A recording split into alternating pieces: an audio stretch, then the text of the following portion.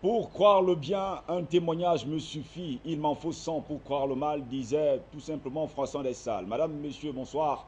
Très heureux de vous retrouver cette semaine pour une nouvelle édition de Kiosque Africain, la première édition de ce mois de mars qui démarre. Nous sommes le 3 mars de l'an de grâce 2014. Bienvenue encore, cette fois-ci encore pour le décryptage, l'analyse de l'information traitée par nos confrères de la presse écrite africaine. C'est ça aussi Kiosque Africain. Nous sommes allés dans les unes, surtout dans les kiosques et chez vos marchands de journaux pour avoir les meilleures unes qu'ont traité en tout cas nos confrères de la presse écrite africaine au cours de cette journée. Pour m'accompagner, comme en notre habitude, toujours dans cet exercice, Raoul Pépin Benabena. Bonsoir Raoul. Bonsoir Steven Goss. 17h30 tous les jours, nous sommes là. C'est le devoir qui nous en appelle. Après Grande Tribune tous les samedis, nous sommes là encore aujourd'hui. N'oubliez surtout pas la nourriture de l'esprit, c'est l'information. Quand cette information manque, on parle de constipation mentale. Par conséquent, on s'accroche aux rumeurs, à un langage ordurier, cartésard et bien d'autres choses qu'on ne saurait citer ici. En tout cas, vous le savez déjà, l'information, la connaissance et le pouvoir. Tout de suite, la première une. Nous sommes là au Sénégal avec Sud Quotidien qui nous parlait de la refus du code électoral. Opposition et majorité se retrouvent demain mardi pour la dernière chance selon Sud Quotidien. Le journal constate que malgré le désaccord qui a caractérisé la dernière rencontre, les deux parties prenantes aux travaux de la commission technique sur la revue du code électoral ont décidé de poursuivre la discussion demain mardi 4 mars 2014. Raoul Pépin Benabena, bonne nouvelle en toi qui nous vient du Sénégal. C'est vrai que c'est une discussion qui dure déjà depuis un bon bout de temps parce que vendredi dernier, elle a encore accouché d'une souris, c'est-à-dire que la majorité et l'opposition n'ont pas pu tomber d'accord sur le mode du scrutin qui devrait régir les prochaines élections locales qui sont prévues pour, je crois, le 29 juin au Sénégal. Donc il est donc question au-delà donc de cette date de demain, le code, au-delà de cette date de demain, donc si une solution n'est pas trouvée, ces gens-là vont pratiquement empiéter sur le calendrier électoral et qui aura pour première conséquence la mise à la tête des communes maintenant d'une délégation spéciale qui sera désignée, je crois, par le chef de l'État pour assurer l'intérim en attendant que les choses fonctionnent normalement. Donc il y a donc un réel problème qui savait être sérieux. Le problème, c'est à quel niveau les délégués des deux partis ne veulent pas s'entendre sur le mode du scrutin parce que selon le parti au pouvoir, c'est du 50% sur les proportionnalités, soit pour la majorité, soit sur la disproportion. Voilà. Mais par contre, l'opposition semble être d'accord à la proposition de la société civile qui donne du 45% et du 55%. C'est là où ça crée un problème. Mais les travaux de demain vont quand même se poursuivre parce que les deux parties disent qu'il y a d'autres points sur lesquels elles peuvent tomber d'accord avant de revoir comment revenir sur ce modèle du scrutin. En tout cas, nous savons quand même une chose simple, c'est que c'est une très bonne nouvelle qui nous vient du Sénégal. Nous savions déjà que ce vendredi dernier, les deux parties se sont séparées à couteau tiré pour ne pas dire que leur rencontre a accouché d'une souris.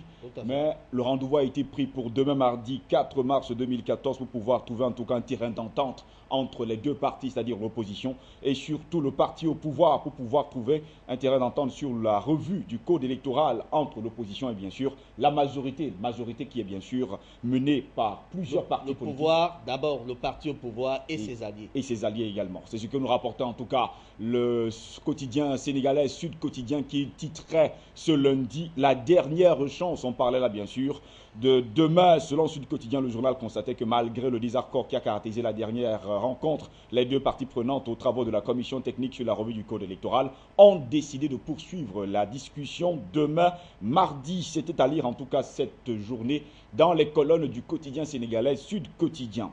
La matinale, le président Ouattara de retour hier poursuivait la matinale. L'homme providentiel accueilli par une marée humaine, nous disait le journal, qui parlait d'accueil sans précédent. Finalement, il est de retour. Il est de retour après une opération assez difficile, lui-même il a si bien dit. Il est finalement de retour en Côte d'Ivoire et on a vu comment les populations l'ont accueilli. Ils ont accueilli le chef d'État comme quelqu'un qui revenait de très loin. Vous savez que la rumeur a tellement couru dans cette affaire. Il y en a qui ont même prédit les pires. Mais heureusement que l'homme peut prédire des choses, mais Dieu en dispose autrement. Le président Ouattara va donc venir en Côte d'Ivoire, reprendre les affaires de l'État, comme il a si bien dit. Et pourquoi pas poursuivre sa réforme de la réconciliation en Côte d'Ivoire, même si cela semble être problématique, parce que voyez-vous, le camp Gbagbo se retrouve encore en prison. Le Kambabo est toujours en prison. En tout cas, il est de retour. Alassane Draman Ouattara du côté d'Abidjan. On le sait, quand il est arrivé à l'aéroport d'Abidjan, il avait une canne en main. Mais une canne qu'il nous a bien dit que dans les tout prochains jours, il va forcément la laisser tomber, cette canne. Tout à fait, mais il faudra remarquer quand même que la presse ivoirienne n'est pas unanime sur la santé du président ivoirien. Parce qu'il y a une certaine presse qui estime que le cérémonial a d'ailleurs été très réduit. Donc il était léger. Ce n'est pas comme d'habitude. Et non seulement ça a été pénible. Ils se sont dit que le chef de l'État avait de la peine à se déplacer comme d'habitude et à parler comme il avait l'habitude de parler. Donc il y avait encore quelques signes qui ne rassuraient pas du tout les Ivoiriens. Il y a une certaine presse qui en a fait allusion. Mais tout ce qu'on peut remarquer, c'est que le président Alassane Draman Ouattara est bel et bien à Abidjan. En tout cas, selon les informations que nous avions ici depuis la semaine dernière, il faut déjà préciser, Raoul Pépin Bena, que le président Alassane Draman Ouattara est rentré en tout cas hier dimanche après-midi en Côte d'Ivoire dans la ferveur populaire après une convalescence en France où il avait été opéré d'une sciatique en février dernier. Mais il faut également préciser, quand on parle de la sciatique, lorsqu'on vous opère de la sciatique, il y a un problème de pied, une douleur énorme au pied.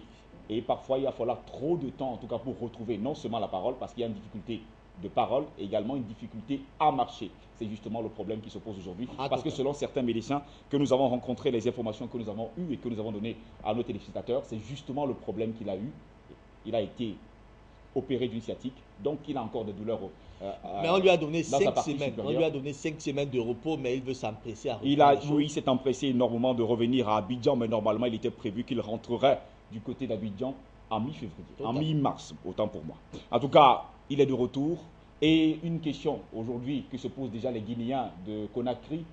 Il est annoncé, le roi Mohamed VI qui a confisqué pratiquement, qui a été confisqué à Abidjan, parce qu'il attendait le retour du président Alassane Draman Ouattara. Sera finalement en Guinée-Conakry cet après-midi à partir de 14h, heure, je crois, de l'Afrique de l'Ouest. En tout cas, heure de l'Afrique de l'Ouest, il y était en tout cas le roi chérifien Mohamed VI du côté de la Guinée-Conakry. Et comme samedi dernier, nous vous le disions avec le rédacteur en chef, M.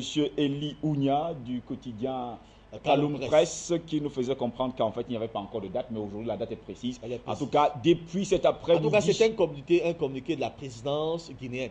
Exactement. Qui dit que le roi Mohamed VI sera effectivement sur les territoires. En tout cas, il est dans le territoire déjà. Il est sur le territoire guinéen depuis cet après-midi. C'était à lire en tout cas dans les colonnes du quotidien ivoirien, la matinale, qui nous parlait de l'homme providentiel accueilli par une marée humaine. C'était à lire dans les colonnes du journal ivoirien.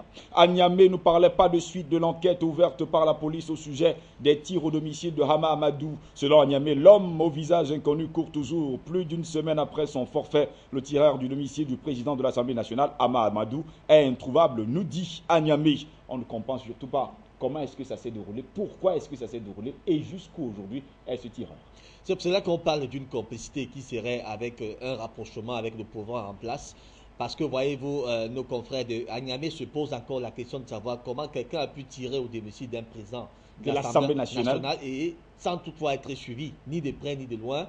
Et quelques semaines après, il n'y a toujours pas de traces dans cette affaire. Donc, ça démontre clairement que c'était un complot. Heureusement pour lui, il a échappé à la mort parce qu'il n'était même pas ce jour-là à son domicile. Mais nos confrères veulent relever cet état d'insécurité qui savait être au Niger en ce moment où on peut s'attaquer à une personnalité aussi importante que celle du président de l'Assemblée nationale. Et le journal relève donc cette incapacité des pouvoirs de rattraper au plus vite ceux qui sont généralement des agresseurs. Et ça amène donc nos confrères à ouvrir une brèche et à réfléchir et dire si le président de l'Assemblée nationale a été atteint, le chef de l'État pourra lui-même suivre un jour. En tout cas, le chef de l'État peut également suivre un jour. Pour cela, nos confrères nigériens du quotidien à Niamey se posaient bien sûr la question de savoir où est aujourd'hui celui qui a tiré le tireur, en tout cas du domicile du président de l'Assemblée nationale, M. Hama Amadou. En tout cas, il court toujours les rues, on ne sait pas là où il se trouve. C'est justement un problème d'insécurité qui prévaut actuellement du côté du Niger. On espère tout simplement que les choses vont rentrer dans l'ordre et que le problème s'arrêtera là, en tout cas. Mais le Niger qui semble se préoccuper à son affaire de l'uranium, voyez-vous, il y a également une société brésilienne qui vient de se résilier dans les négociations. Visiblement, ce pays ne se porte pas bien. En tout cas, économiquement parlant, le pays ne se porte pas bien. C'était à dire en tout cas dans les colonnes du quotidien nigérien à Niamey. Equila Africa, nous sommes toujours là sur le continent noir. Égypte, le nouveau gouvernement n'a rien de nouveau, nous disait Equila Africa, qui faisait bien de relever que ce gouvernement est dirigé par un ancien du régime de Hosni Moubarak. D'où cette question embarrassante. L'Égypte n'a-t-elle pas une nouvelle classe politique pour diriger le pays? On prend les mêmes et on recommence. Vous comprenez? On entre dans une voie baisse, on fait semblant de rééquilibrer les choses, on revient sur les mêmes têtes qui ont géré depuis fort longtemps le pouvoir en Égypte.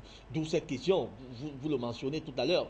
L'Égypte n'a-t-elle pas une nouvelle classe politique qui peut venir proposer quelque chose d'autre que ce que les anciens ont déjà eu à faire? Et c'est ça le problème.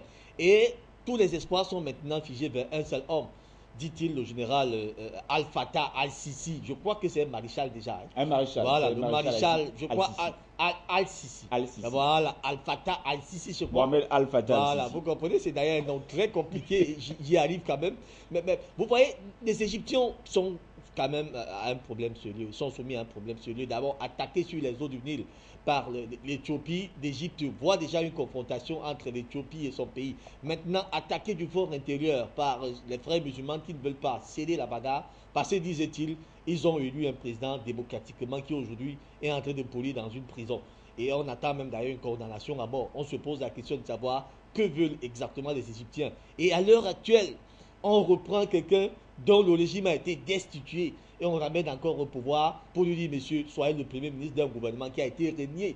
N'oubliez pas que c'est pendant qu'ils étaient aux affaires que les Égyptiens sont sortis un 25 janvier 2011 pour dire, nous allons lancer, n'est-ce pas, ce printemps arabe. C'est vrai qu'il a débuté en Tunisie, mais l'Égypte a aussitôt suivi la bagarre. Donc aujourd'hui, on se pose bien des questions. N'y a-t-il pas une nouvelle classe politique en Égypte? En tout cas, nous en parlions déjà la semaine dernière de ce Premier ministre égyptien qui a pris le pouvoir, en tout cas de ce côté-là. Il a été nommé par le maréchal Al-Sisi. Il est le nouveau Premier ministre, le nouveau chef du gouvernement. Déjà qu'il faut préciser par ailleurs que le gouvernement qui était en place il y a encore quelques jours, avait démissionné pour donner en tout cas place à un ancien du régime. Tout à fait. Il y a plusieurs autres membres de ce gouvernement qui sont revenus. Donc il n'y a eu quelques changements. Bon, et nos confrères font bien de dire il n'y a pas eu grand-chose. Il n'y a pas vraiment eu de changement, comme vous le disiez tout à l'heure, M. Raoul Pépin Bena. Et puis parlant du Caire, vous parlez tout à l'heure des frères musulmans, le procès du président Mohamed Morsi pour incitation au meurtre de manifestants a été ajourné à mardi, c'est-à-dire à demain, en raison du mauvais temps empêchant son transfert à l'audience, celui qu'on accuse de tous les torts et qui aujourd'hui, pour certains, il encourt la peine de mort. C'est clair. C'était à lire en tout cas dans les colonnes du quotidien Equila Africa qui nous parlait du nouveau gouvernement. N'a rien de nouveau, nous disait Equila Africa, qui faisait bien de relever que le gouvernement est dirigé par un ancien du régime de Hosni Moubarak. D'où cette question embarrassante de nos confrères. L'Égypte n'a-t-elle pas une nouvelle classe politique pour diriger le pays? Cette interrogation se trouve dans les colonnes de Equila Africa dans sa parution de ce lundi. L'anecdote, nous sommes là au Cameroun, maître Charles Tchungan, traîne Biya et compagnie en justice. C'est le grand porteur en tout cas qui aurait choisi l'anecdote. Selon le journal, le paiement de 300 milliards de francs CFA de dommages et intérêts par l'État du Cameroun à son client serait au centre des enjeux. Paul Biya, Laurent Esso, Amadou Ali, Alain Mebengo, Jean-Baptiste Bokam, Jean-Marie Aliokol, voilà quelques noms que l'anecdote jette en pâture pour dire que ceux-là sont désormais poursuivis par la juridiction commerciale de France et les pays de l'Union européenne. Parce que, disait-il, dans cette affaire du COPISUR, c'est-à-dire le comité de pilotage de suivi des projets routiers qui a été dirigé par Michel Thierry Atangana et qui a été arrêté quelques 3 semaines après qu'il soit nommé par Titus Edjoa, qui était lui-même secrétaire général à la présidence de la République. C'est vrai que c'est un décret présidentiel qui le nomme. Et 2 semaines plus tard, lorsque Titus Edjoa arrive à la présidence de la République, il refonde pratiquement ce comité qui est donc devenu une assiette pour une ouverture totale à la corruption, au détournement des deniers publics. Alors le comité qui était pratiquement composé de 3 Français et 3 Camerounais, des 3 Français parmi lesquels faisait partie Michel Thierry Atangana, s'est donc trouvé pratiquement en débandante parce qu'en réalité, les projets de route sur lesquels le comité devrait s'appuyer n'ont pas abouti parce que déjà étant arrêté, tout était pratiquement mis sur statu quo. Mais ce que les avocats, M. Thierry Atangana, révèlent ici, Il veut que la vérité ressorte dans cette affaire. Parce que Charles Tchungan. jusqu'à aujourd'hui, il estime encore qu'il est innocent. Il est allé en prison pour une divagation totale parce qu'il ne sait pas exactement ce qu'il devrait faire. En prison, il a été entraîné dans une bouillabaisse par M. Tutu Sedjoa et un certain nombre de membres du gouvernement qui y sont encore aujourd'hui. Il veut absolument que la justice soit rétablie. Et des gens qui tirent les ficelles à l'ombre, ce n'est pas Thierry Michel Atarna, c'est plutôt les sociétés françaises qui avaient signé cet accord de partenariat à l'époque, qui veulent absolument que l'État du Cameroun leur donne 300 milliards de francs CFA à titre de dommages et intérêts.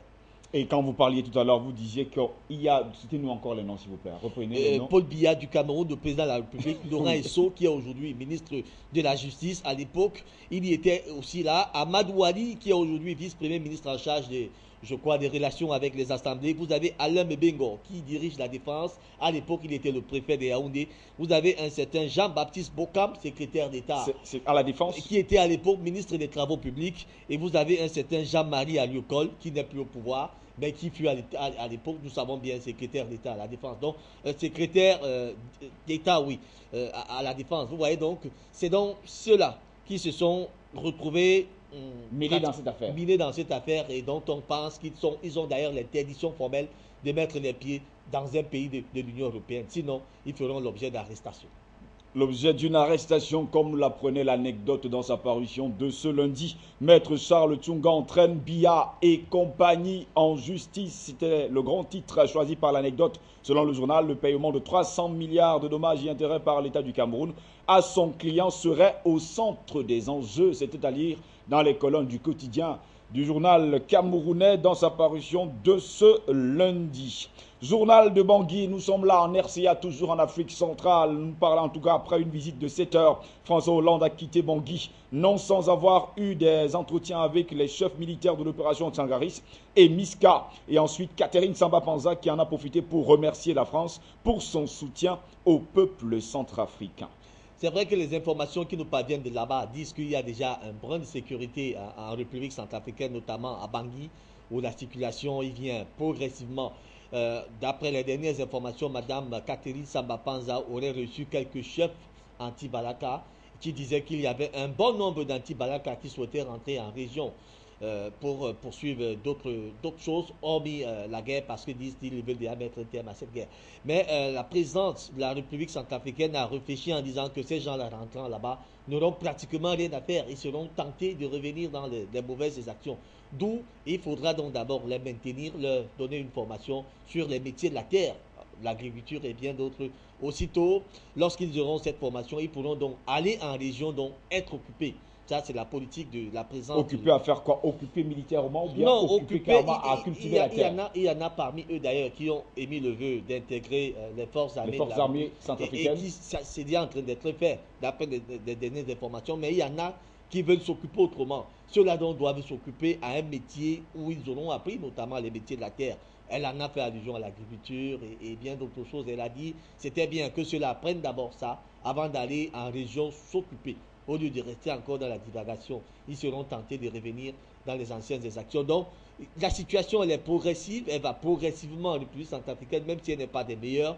On voit quand même cette volonté des gens de vivre ensemble. Le président Hollande, les 7 heures de temps qu'il a eu à mettre là-bas, lui a permis d'être en communion avec l'évêque, l'archevêque de Bangui. De Bangui et surtout l'imam. L'imam, voilà. Qu'il a rencontré, de bons entretiens en tout cas. Ils se sont certainement dit des choses et il y a eu des promesses de paix. On attend donc voir si effectivement cela va suivre dans les prochains jours. En tout cas, on va suivre cette information dans les tout prochains jours pour savoir vraiment si la Centrafrique est en train de changer, si tout est en train de rentrer dans l'ordre. En tout cas, c'est notre vœu pieux que nous faisons depuis quelques jours déjà pour que les Centrafricains prennent leur destin entre les mains. Parce que nous aimons à le dire, l'homme qui considère sa vie comme dénuée de sens n'est pas tout simplement malheureux. Il n'est pas tout bonnement fait pour la vie. Donc nous espérons en tout cas pour les Centrafricains qu'ils vont reprendre leur destin entre eux. Il y a également cette polémique chez un certain Gaïsona. Oui. Paraît-il, d'après des informations que nous recevons, c'est qu'il y a eu confusion de personnages. Donc en réalité, le vrai Ngaïso court encore les rues. Il court encore les rues. D'ailleurs, il avait déjà fait une apparition en tout cas dans les colonnes du quotidien centrafricain, Journal de Bangui. Journal de Bangui qui avait dit 24 heures plus tôt qu'il avait été arrêté du côté de Brazzaville, au Congo, et qui le lendemain a démenti cette information justement parce que M. Ngaïsona leur a fait un signe pour leur dire ce n'est pas moi. Je suis encore là. C'est pas moi qui ai été arrêté, mais quelqu'un d'autre a été arrêté, donc je suis encore en vie, je suis encore libre de tous mes mouvements. En tout cas, le journal de Bangui est un journal que nous aimons fort bien parce qu'il apporte toujours des éclaircies dans ses informations. Comme vous le voyez encore pour ce lundi, Centrafrique, après une visite de 7 heures, François Hollande a quitté Bangui, non sans avoir eu des entretiens avec les chefs militaires de l'opération Sangaris et surtout de la MISCA. Ensuite, avec Catherine Samba-Panza qui en a profité pour remercier la France pour son soutien au peuple centrafricain. La France qui a d'ailleurs préparé 1600 à 2000 soldats qui vont devoir descendre sur le sol centrafricain. Pratiquement plus de 2000. Près de 2000 sur le sol centrafricain. Justement pour maintenir la paix en Centrafrique. C'était à lire dans les colonnes du quotidien centrafricain. Journal de Bangui. Passons avec Kaloum Presse qui nous parlait de l'Afrique du Sud avec l'ouverture du procès d'Oscar Pistorius. Ce jour suscitait déjà des passions. L'ancien champion paralympique amputé de 2 jambes est accusé de meurtre de sa petite amie. La top modèle Rivas Timkamp le 14 février 2013. C'était un jour de la Saint-Valentin, alors que les autres étaient en train de célébrer l'amour. En tout cas, il y a eu des coups de feu. J'aurais cru que vous auriez oublié cette date. C'était bel et bien un 14 février 2013, alors que les amoureux étaient pratiquement dans les anges. S'enlaçaient, s'embrassaient, s'entrelaçaient. Et il y avait un certain ancien champion qui, lui, était en train de préméditer comment tuer sa petite amie. Bon, ben, c'est vrai qu'il est en train de régner les faits aujourd'hui. Tout ce qu'il a accepté, tout ce qu'il a avoué, c'est qu'il a tiré plusieurs fois sur la porte de sa salle de bain. Oui. Et malheureusement, c'est sa petite amie qui se trouvait là-bas. Et la question qu'on s'en va de l'autre côté de la salle de bain. Tout à fait. Et la question qu'on s'en va poser maintenant, c'est de savoir, n'avait-il pas su que sa petite amie était en train de prendre sa douche? Autant de questions qui suscitent quand même. C'est lui qui était dans la douche? Non, c'est sa petite amie qui était dans la douche. Et lui, il était hors. Et il a quand même pris son arme, il a tiré. Il a tiré sur qui? Bon, autant de questions. C'est vrai qu'il est en train de dire que c'était un accident. En tout cas, selon les informations que nous avons eues ce matin, le champion handisport Oscar Pistorius, qui comparaissait déjà à partir de ce lundi pour le meurtre de sa compagne en février 2013. Oui, mais ce qui est sûr, c'est qu'il y aura quand même 107 témoins dans cette affaire. Oui, je vais continuer. Et c'est une affaire qui sera médiatisée. Et qui sera télévisée, qui a d'ailleurs été télévisée en tout cas et vue par plusieurs personnes. On dit d'ailleurs que c'est une chaîne de télévision qui a été créée pour la circonstance, pour médiatiser cet événement. Parce que c'est un événement d'Afrique du Sud. Ça n'a jamais été le cas parce que même le procès de M. Nelson Mandela n'a pas connu aussi bruitage, grand engouement de la part des Sud-Africains. En train de vivre cet athlète qui, heureusement, dans ces époques, même malheureusement aujourd'hui, se retrouve en difficulté avec la justice. Mais je voudrais vous rappeler que son téléphone portable en ce moment est aux États-Unis. On est en train de décrypter les appels qui ont été émis quelques temps après le meurtre. Vous voyez, et ce téléphone portable devrait en principe être aujourd'hui au tribunal. Et ceux qui sont allés avec doivent nous dire s'il y avait des intentions dans ces appels et certains numéros dont on ne parvenait pas à décrypter, qui ont pu être décryptés, s'il y avait des intentions de préméditation d'un tel meurtre. On attend donc voir. En tout cas, selon nos informations qui nous venaient, en tout cas, nous proviendraient de Pretoria, le champion handisport Oscar Pistorius, qui comparaissait déjà à partir de ce lundi pour le meurtre de sa compagne en février 2013, a dépensé une fortune pour s'entourer d'experts allant jusqu'à commander une reconstitution vidéo virtuelle du drame dans l'espoir de convaincre son juge que le meurtre était en fait un accident. Il faut par exemple, par ailleurs, préciser que sa petite amie était une top modèle. Elle s'appelait Amy Riva Steenkamp. Tout à fait, une top modèle d'une très grande carrure, et aussi belle de figure, comme on le dit très souvent. Et il faut relayer quand même que ça fait mal. Mais Oscar Pistorius, il faut également préciser, Raoul Pépin, Bena, que Oscar Pistorius était quand même dans la gloire. On se rappelle de ce que, lors des derniers Jeux Olympiques, il a quand même couru avec les valides. Mais ce qui se passe dans cette affaire, c'est qu'on parle d'une passion. C'est un meurtre qui peut découler d'une passion, d'une simple jalousie. Vous savez, lorsque vous êtes déprimé de vos membres, à un moment donné, vous avez comme une dépression mentale. qui peut vous amener à commettre à tout moment un meurtre sans vous rendre compte. Ce n'est qu'après que vous vous rendiez compte que vous veniez de faire ce qui était mauvais. Bon, l'athlète, peut-être qu'on va parvenir à comprendre son état de santé, en fait, son état physique, et que même s'il y aura une peine derrière cela, que cela soit quand même allégé. En tout cas, on espère tout simplement que les choses rentreront dans l'ordre comme le rappelait Kaloum Presse, Afrique du Sud. L'ouverture du procès d'Oscar Pistorius ce jour qui suscitait en tout cas des passions. L'ancien champion paralympique amputé des 2 jambes est accusé de meurtre de sa petite amie, la top modèle Reeva Steenkamp. C'était le 14 février 2013, jour de la Saint-Valentin, jour en tout cas où les amoureux aiment bien se retrouver sous la couette. Voilà. C'est ce jour-là qu'il a décidé en tout cas de mettre des balles. Le procès va durer 3 semaines et les 107 témoins vont comparaître tous les jours. Ils vont comparaître tous les jours, comme vous le dites, Raoul Pépin Benabena. Et surtout, il faut le dire, le procès sera télévisé pour tous ceux qui ne pourront pas se déplacer pour aller, en tout cas, au tribunal. Parce qu'on s'est rendu compte d'une chose, c'est qu'il y aura grand monde, en tout cas, au tribunal. C'est justement pourquoi on a décidé de téléviser ce procès jour pour jour et surtout heure par heure, en direct en tout cas sur les chaînes de télévision sud-africaines. Terminons avec le quotidien d'Oran. Nous sommes là en Algérie. Les Occidentaux menacent Moscou d'un isolement économique. Le quotidien d'Oran croit même que l'Ukraine relancerait la guerre froide. Le journal nous faisait remarquer que la crise s'accélère en Ukraine où les divisions internes se sont exacerbées après la menace russe. Est-ce qu'on peut dire aujourd'hui que la Russie va encore provoquer une nouvelle guerre froide? En réalité, c'est déjà une guerre froide parce que ces États sont en train de se regarder maintenant en chien défaillant. Vous voyez les États-Unis qui appellent tout le temps le président russe lui demandant d'enlever son armée. Vous voyez la France, l'Allemagne pratiquement, c'est une guerre froide. Et tout le monde a peur quand même de ce que la Russie peut faire là-bas en Ukraine. Et les Russes ont déjà fait voter cette loi qui leur autorise d'aller là-bas militairement. Par le Sénat qui a voté cette loi a donné libre cours au président Vladimir Poutine de faire ce qu'il veut. Mais jusqu'à preuve du contraire, Vladimir Poutine n'a encore rien dit de tout cela. Mais il a dit qu'il protégeait ses citoyens. Il faut rappeler quand même qu'il y a 60% des Russes qui se retrouvent en Ukraine. En Crimée. Alors, qui se retrouvent en Ukraine. Donc c'est tout à fait normal qu'ils viennent à protéger ces citoyens dans un pays qui n'a pratiquement plus de gouvernement. Parce que, voyez-vous, le chef de l'État, il est en fuite. C'est vrai qu'il se retrouve dans un territoire russe. Et on a nommé un autre par intérim. Il y a un gouvernement qui essaye de s'acheminer comme il peut et qui est manipulé de part et d'autre par l'Union européenne. Mais déjà, il faut également préciser, Raoul Pépin Benabena, que la Crimée s'est autoproclamée un État et a décidé en tout cas d'avoir comme les Russes, comme militaires, en tout cas les Russes comme militaires. Mais il y a une chose, c'est que lorsque le conflit a déclenché il y a 3 mois, il fallait déjà voir l'enjeu majeur qui se retrouvait là. Il y avait l'Union européenne, je ne vois pas quel intérêt l'Union européenne sollicitait l'Ukraine.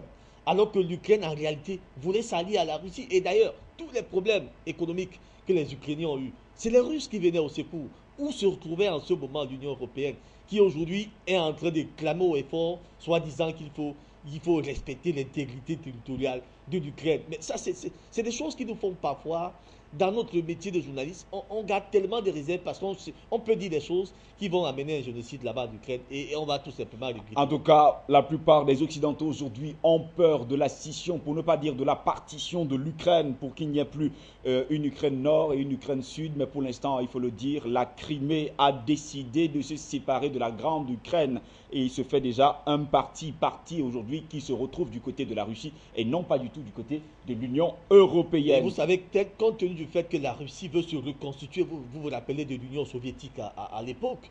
Si la Russie parvient à se reconstituer comme l'Union soviétique à l'époque, vous voyez dans la position des États-Unis et de la France. En tout cas, nous savons une chose, c'est que l'Ukraine faisait également partie de cette communauté des États indépendants après que Boris Eltsine ait pris le pouvoir du côté de la Russie.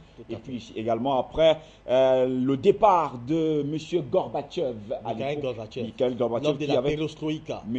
L'homme de la perestroïka. Tout le monde se rappelle bien de cette histoire. C'est justement là où est sorti ce genre de pays comme l'Ukraine. Et l'Ukraine qui est aujourd'hui un peu nostalgique de vouloir en tout cas rentrer dans la Russie, dans la grande Russie, qui à l'époque faisait plus de 22 millions de kilomètres carrés. Aujourd'hui, on est à 17 millions de kilomètres carrés. Tout à fait. Raoul Pépin Benabena, je vous dis merci. Nous avons fait notre job et on se retrouve demain à 17h30. Nous avons fait notre job, comme le disait Raoul Pépin Benabena. Au plaisir de vous retrouver demain à 17h30, heure d'Afrique centrale, 16h30, heure TU. Madame, messieurs, c'est ici que s'achève cette autre édition de Kiosque Africain. Restez sur Afrique Média. Il est bon de se quitter pour mieux se retrouver. Bonne soirée à toutes et à tous.